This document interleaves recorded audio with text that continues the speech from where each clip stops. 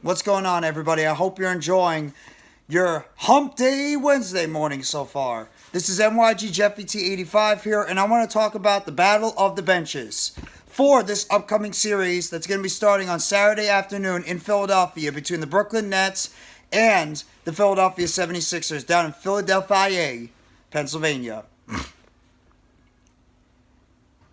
We all know about the stars that are going to be in this game. Joel Embiid, James Harden, Mikal Bridges, Cam Johnson, Spencer Dinwiddie, Tyrese Maxey, Tobias Harris,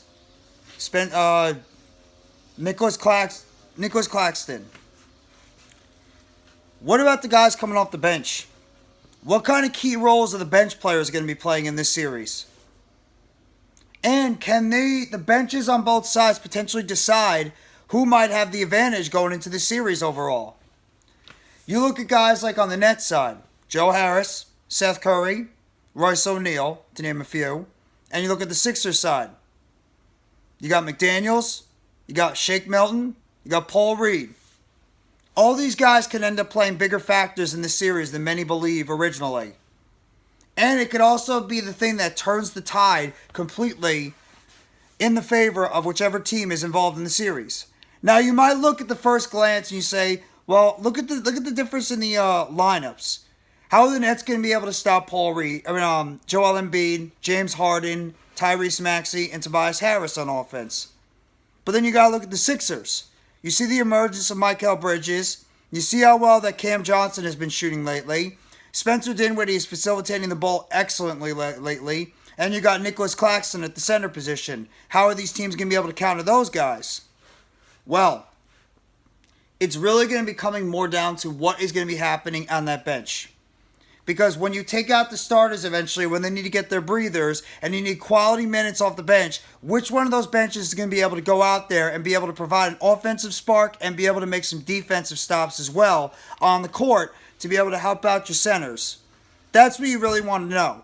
What of those players coming off the bench are going to be able to go out there and give you quality minutes, quality shots, quality defense, quality passing? That's one of the biggest keys right now is what players on the bench can you really trust more to be able to get the job done when you need to give your starters a little bit of a breather. And I look at guys like Joe Harris and Seth Curry, especially for the Nets. We know how good of three-point shooters those guys are when they're on the court and they're healthy. And they're on their games. They can knock down 4 or 5 consecutive threes at the drop of a dime. And then you look at guys like Philadelphia. Paul Reed is becoming an inside presence for Philadelphia in the low box. And you know what Shake Milton can do. He's able to break down defenses and put up his own shot as well. Same thing with McDaniels. These guys are going to become more key players than many really anticipated going into this series originally. But how big of key players are these guys going to be? That's the biggest question. Are they going to end up being more of an X factor in this series? Are they going to end up being more of a sub factor? Is it still going to be more dominated by the superstars in this series? Or is it possible that whichever team's bench ends up going out there and performing at a higher level, that could end up being the true X factor in this series? That's one of the biggest things as well. You really have to wonder about that. Which one of these benches is going to go out there and really surprise on the court compared to what many anticipated and expected? I would not be shocked if either one of these benches end up deciding the series. Because I think that maybe it's just me being the delusional Nets fan in my head. I think this series is going to be a lot closer than people anticipate. I do. How close is it going to be? That's the question. Is it going to be a 5-game series, 6-game series, 7-game series? But how key is that bench going to be for both sides? That's the question right now. How key is the bench is going to be?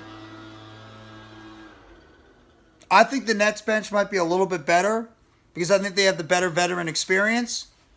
But I think Philadelphia's bench could be an X factor. I do.